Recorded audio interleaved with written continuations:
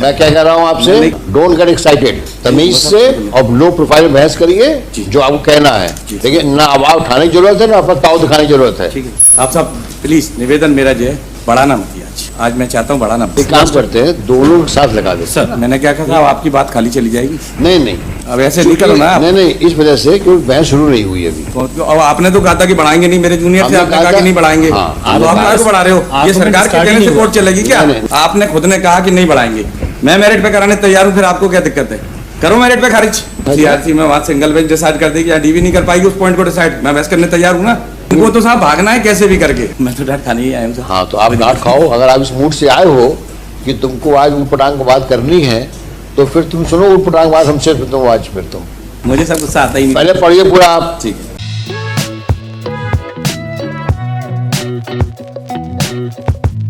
भाई देखो अब बढ़ेगा नहीं मुकदमा अगर बहस करोगे तो। हाँ ये तो विड्रॉ या डिसमिस, वो एक केस में कह वो हमने गलत किया, बहस के बाद हम नहीं बढ़ाएंगे। ये तो विड्रॉ करो या डिसमिस करेंगे ऑन मेरिट्स। हाँ ये दरखास्त कौन सी है? थर्ड है लॉर्ड सर। सेकेंड दरखास्त कब खारिज हुआ? 19/9/2022। घटना कब की है? घटना है 27/8/2010 की। Custody period? कस्टडी पीरियड हो गया लॉर्ड से 13 साल 4 माह। 13 साल 4 महीने। Lord sir offence? Office Lord से 364A, पब्लिक 34 और 11-13 कस्टडी ग्राउंड पे। नहीं सर। हाँ अरे जाओ। लास्ट टाइम भी आपने ये आर्गुमेंट किया था कि 13 साल हो गए। एक्चुअल में इनको 364 में पहले LI हुआ था। उसकी अपील आई, अपील में इनका सेंटेंस रिड्यूस करके 364 में 365 में कर दिया 7 साल और 11-13 में कर दिया 10 साल। तो 427 के तहत 427 बन में पहले 10 साल काउंट होंगे, फिर उसके बाद सेकंड LI इनकी जो इसमें प्रेजेंट में है उसमें काउंट होगी। और जो स्टेटस आया है उसमें 11/4/24 की डेट में आपको इस केस में 8 साल 7 महीने 4 दिन हुए। आप उससे काउंट करके 13 साल कर रहे हैं, जबकि वो नहीं होगा। हाईकोर्ट के ऑर्डर से जब क्रिमिनल अपील अलाउ हुई तो उसमें 11-15 डकैती एक्ट में 10 साल मिनिमम सेंटेंस है, इसलिए 10 साल मिनिमम वहाँ हुआ। 364A में वो कन्विक्शन था, वो 365 में 7 साल हुआ। आप 365 में 7 साल उसको गिनते हैं, जबकि 311-13 में 10 साल उसको नहीं गिनते। ऐसा 427 सब्सिक्वेंट होगा। यस। मेरिट पे सुनो हैं?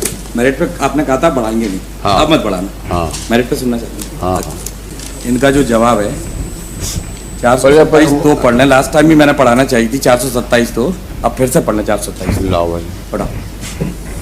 आप सब प्लीज निवेदन मेरा जो है बढ़ाना मत आज मैं चाहता हूँ बढ़ाना। और सर इसमें लास्ट टाइम भी आर्गुमेंट हुआ था मेरा ये कहना सरकार आप भागे नहीं पीछे से। एक मिनट, मैं तैयार हूँ,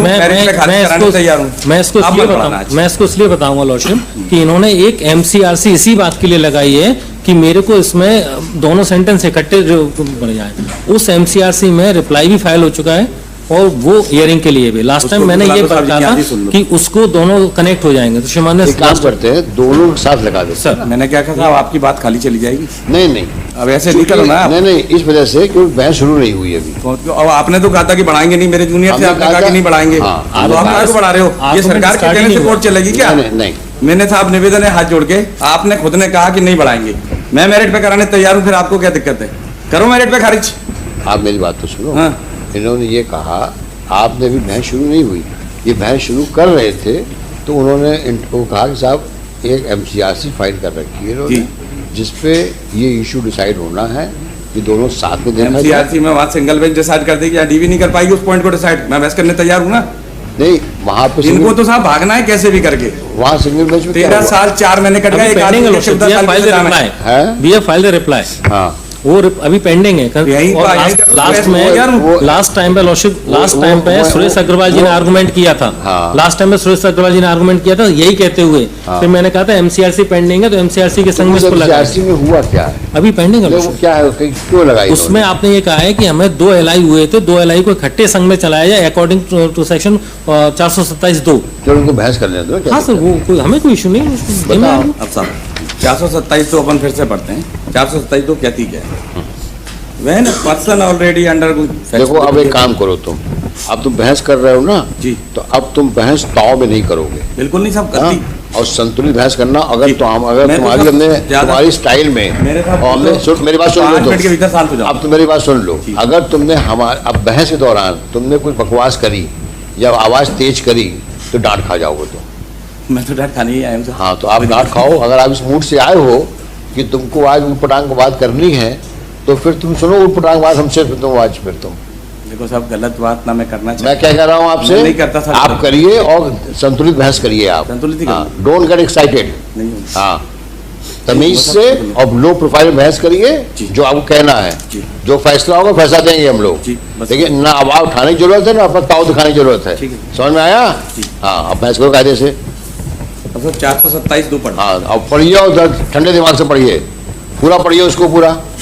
मुझे सब गुस्सा आता ही नहीं। पहले पढ़िए पूरा आप। ठीक है, अपन 427 पूरा पढ़ते हैं। Sentence on offender already sentence for another offence. हाँ। When a person already undergoing a sentence of imprisonment is sentenced on a subsequent conviction to imprisonment or imprisonment for life, such imprisonment for life shall commence at the expiration of the imprisonment to which he has been previously sentenced, unless the court directs that the subsequent sentence shall run concurrently with such previous sentence. हाँ। Proviso. Provided that where a person who has been sentenced to imprisonment by an order under section 122 in default of furnishing security is undergoing such sentenced to imprisonment for an offence committed prior to the making of such order, the latter sentence shall commence immediately. ठीक। अब इसका second क्या आएगा? When a person already undergoing a sentence of imprisonment for life is sentenced on a subsequent conviction to imprisonment for a term or imprisonment for life, the subsequent conviction to imprisonment for a term or imprisonment for life. or imprisonment for हाँ, life, हाँ। the subsequent sentence shall run concurrently with such previous sentence. ठीक है। This is the law. Now what is your first sentence? First sentence. इसमें सब एक 72/10 था crime number. First sentence. हाँ, इसमें क्या सेंटेंस क्या तीनों हुआ? केसों में 364A में मुझे कन्विक्शन हुआ है। फर्स्ट सेंटेंस में आपको क्या अवार्ड हुआ है? 364A के लिए गिल्टी पाई और मुझे नहीं, आजीवन नहीं। कारावास सजा दी थी। एक आजीवन कारावास। आजीवन, सब में आजीवन नहीं मेरे को, उससे कम नहीं। हाँ, 364A ही और है। ये जो ऑफेंस है ये वाला ये भी 364A ही है, आजीवन कारावास हुई। दोनों। और उसमें से हुआ क्या कि एक केस में 201/12 जो थी वो अलवली साहब वाली डीबी में आई, उन्होंने मेरिट पे सुन ली। मेरिट पे नहीं सुन नहीं, के आप मुझे क्या बता दीजिए कि जो आपका पहला सेंटेंस है उसमें केस अपील नंबर क्या है उसमें? अच्छा, अपील नंबर 201/12 200 वो खोल के देखता था मोबाइल साहब मेरे हाथ में है नहीं। 201/12 क्या नंबर है? CRA 201/12 वो कब डिसाइड हुई? वो ही 2022 में। ऑर्डर की डेट बताओ और उसमें कन्विक्शन क्या हुआ है?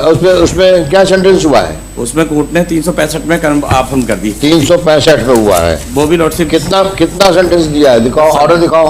ऑलरेडी अंडर शो मी दी ऑर्डर। ऑर्डर है कि नहीं? मैं निकाल सब हो गया। 201/12 है सब। ऑर्डर दिखाइए। अब बढ़ेगा नहीं मुकदमा? बिल्कुल नहीं बढ़ेगा सर। दिखाइए ऑर्डर। 201/12 दिखाइए ऑर्डर पहले। यही तो है। निकाल। ये रख। लाओ बॉक्स दिखाओ। हाँ, यस। अब इस केस में 365 में हाँ। क्या अफर्म कर दी।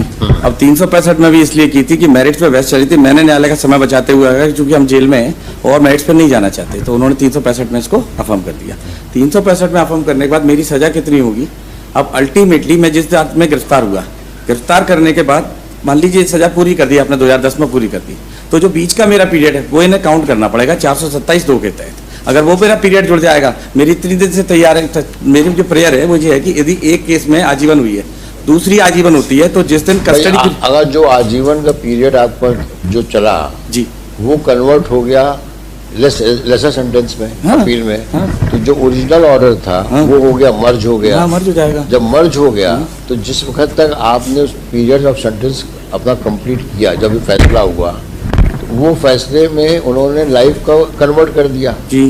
तो जितना अंडरगॉन तो छोड़ दिया, provided you are not required to undergo any अब ये क्या कर रहे हैं हाँ। कि मेरा जो बचा हुआ पीरियड है जो मेरा जेल में कटा उसको नहीं जोड़ रहे। अगर उसको जोड़ लेंगे तो 11 साल 13 साल के आसपास हो रहे हैं। ये मेरा कहना अब आपको मेरिट्स में क्या कहना है? है। मेरिट से जरूरत कहाँ मुझे 13 साल 4 महीने की कस्टडी है। Consequently, application dismissed on merits as well. Next एक छोटा सा निवेदन था, इसको नेक्स्ट वीक में फाइनल के लिए लगा, नेक्स्ट केस फाइनल में लगा दें साहब, इसकी सजाई पूरी हो जाएगी तो 14 साल में 13 साल 4 महीने हो गए। चलिए, ये साहब ये डिसीजन है छोटा, आइटम 65 नेक्स्ट वीक में फाइनल में लगा दें साहब। आइटम मेरी 65 अपील साहब आज ही खारिज कर दें, फिर आज ही खारिज कर प्लीज दें, मेरी अपील आज खारिज कर या सब लगा दें साहब। यू आर एक्सीडिंग योर मेरी बात लिमिट। तो सुन ले साहब, मेरा निवेदन है, मेरी आप रिमूव एप्लीकेशन, मेरा निवेदन सुन ले साहब, आप दरखास्त लगाइए, आप दरखास्त लगाए, विल कंसीडर, आज ही लग जाइए सब आप दरखास्त दरखास्त लगाइए। आप अगले हफ्ते फाइनल में लगा देना साहब, दरखास्त लगाइए पहले।